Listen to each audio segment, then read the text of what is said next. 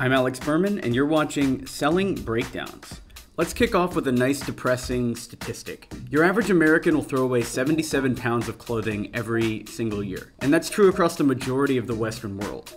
That's 2 suitcases of clothing just dumped. Today we're going to look at the history of Zara, its parent company Inditex, and the fashion industry in general to see how it became possible to create such a high churn rate in the fashion industry.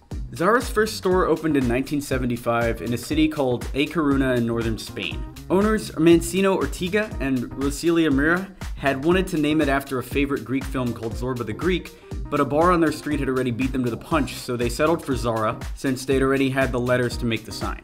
Inditex was set up in 1985 as a holding company for Zara and the manufacturing plants. They went on to set up and take over many other high street brands that follow Zara's format, such as Pull & Bear, Bershka and Stradivarius, and they now have over 6,000 stores globally.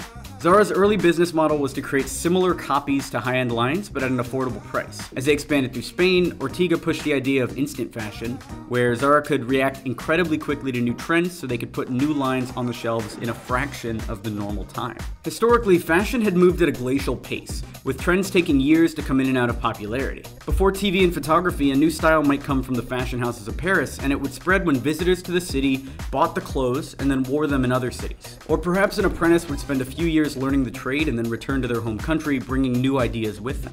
Even in the 20th century, there was a time delay. Industry events like textile conventions in Paris would be only for those in the business, so they would see what new materials and color patterns were emerging. Then this influenced the design for the catwalk shows the next year. The public would get glimpses of the fashion weeks in the press, and this would lead to the styles that made it to commercial stores later in the year. So it was a 2 or 3 year process, but this has changed completely now. Thanks to Instagram, Snapchat, live streaming, and so on, the public see a lot of their pieces before they even reach the catwalk. This is why Zara's business model is so successful. They're able to put out a new collection that reflects what's being shown at the major fashion weeks almost as it's happening. And Zara is incredibly fast. It's said that they can take an idea from paper sketch to the shelves in just 4 weeks. For most other brands, we're talking 6 months on average. So how have they become so efficient? In 1990, they upgraded their factory to adopt the famous Toyota production system called just-in-time. We'll look into this in more detail in another video about Toyota, but the basic idea is rather than making a product, storing it, taking it out of storage, and then delivering it, you skip the storage altogether, carefully organizing your production so everything is picked up fresh off the production line and delivered straight to stores. It's a bit of an oversimplification, but you get the idea. So what's the benefit of the speed to Zara? Is it to make them right on the cutting edge of trends? It's a factor, but there's another motivation, and it's really the key behind their success. Zara have created urgency in their customers. If you go into a luxury brand store, you can find a piece you like, think about it for a month, and then go back and get it. In Zara, some lines are only in the store for a month total.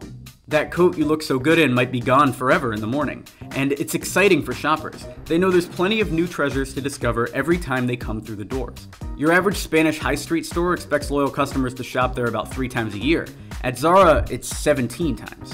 Store managers get a good amount of autonomy over their space, so each store doesn't feel like a carbon copy of the other. In fact, there's a lot working in the store manager's favor. They don't need to discount old stock to free space because they barely have any stock. A new line is delivered every couple weeks. Also, Zara doesn't advertise, so individual stores don't need to stick to a campaign. The brand relies on word of mouth, including that generated by its celebrity fans, such as Kate Middleton. Zara's marketing is very subtle, and that's a part of the business model. They benefit from the mountains of free press that the fashion industry generates, and with their hyper-fast logistics, they're often first to spot a trend and provide it to the general public. Want to learn more about business theory and history? Be sure to like and subscribe to be notified of our next segment.